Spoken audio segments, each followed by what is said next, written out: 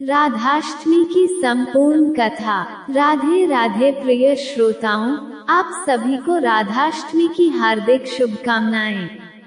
भाद्रपद शुक्ल पक्ष की अष्टमी तिथि को राधा रानी का जन्म हुआ था, इसलिए इस दिन को राधाष्टमी या राधा अष्टमी के रूप में मनाते हैं। भगवान कान्हा के जन्म यानी भाद्रपद मास के कृष्ण पक्ष की अष्टमी तिथि से ठीक 15 दिन बाद राधा रानी का जन्म हुआ था। इस दिन भक्तगण व्रत रखने के साथ राधा रानी का धूमधाम से जन्मोत्सव मनाते हैं। मान्यता है कि इस दिन व्रत रखने से राधा श्री कृष्ण के अलावा मां लक्ष्मी का भी आशीर्वाद प्राप्त होता है। इस दिन राधा रानी के साथ श्री कृष्ण की पूजा करने का विधान है।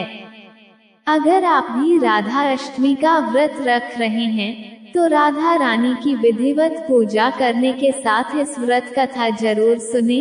प्रिय श्रोताओं, अब सुनिए राधा अष्टमी की संपूर्ण कथा। ब्रह्मवैवर्त पुराण के अनुसार एक समय की बात है, गोलोक धाम, जहाँ श्री कृष्ण अपने नित्य विहार करते हैं, वहीं राधा रानी भी श्री कृष्ण के साथ निवास करती थी।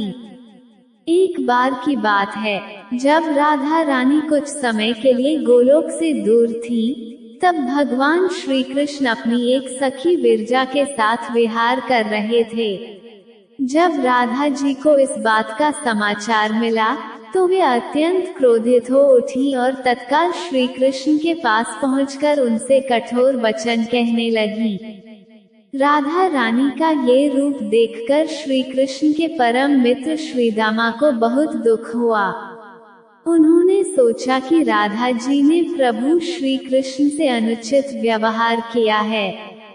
इसी कारण क्रोधवश श्रीदामा ने राधा जी को शाप दे दिया कि हे देवी, आपको अपने दिव्य धाम गोलोक को छोड़कर पृथ्वी लोक पर जन्म लेना पड़ेगा।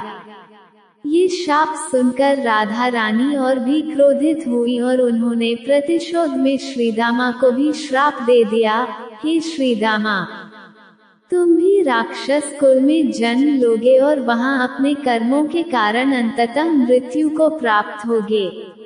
राधा जी के शाप के फलस्वरूप श्रीदामा का जन्म शंखचूड़ राक्षस के रूप में हुआ। यही शंखचूड़ भगवान विष्णु का अनन्य भक्त था, जिसे बाद में भगवान शिव ने युद्ध में पराजित किया। उधर जब राधा जी क्रोधावस्था में पहुंची, तब उनकी सखी विरजा ये दृश्य देखकर अत्यंत व्यथित हुई और वहां से चली गईं। वे जाकर नदी स्वरूप में परिवर्तित हो गईं। श्रीदामा और राधा जी के बीच शाम शापी की इस लीला के बाद भगवान श्री कृष्ण ने राधा जी को समझाते हुए कहा कि प्रिय, अब आपको पृथ्वी लोक पर जन्म लेना होगा। वहां आप वृषभानु जी और उनकी पत्नी कीर्ति देवी की पुत्री के रूप में प्रकट होंगी। सांसारिक दृष्टि से आपका विवाह रायण नामक वैश्य से होगा, जो मेरा ही अंशावतार होगा। इस प्रकार पृथ्वी पर भी आप मेरी प्रिया स्वरूप में रहेंगी, परंतु हमें वहां वियोग और मिलन दोनों की लीला का अनुभव करना होगा। भगवान श्री कृष्ण के वचनों के पश्चात योगमाया ने कीर्ति देवी के गर्भ में प्रवेश किया। जब कीर्ति देवी प्रसव पीड़ा से गुजर रही थी, तब योगमाया ने वायु के रूप में वहां प्रवेश किया और उसी क्षण राधा रानी कन्या स्वरूप में प्रकट हो गईं।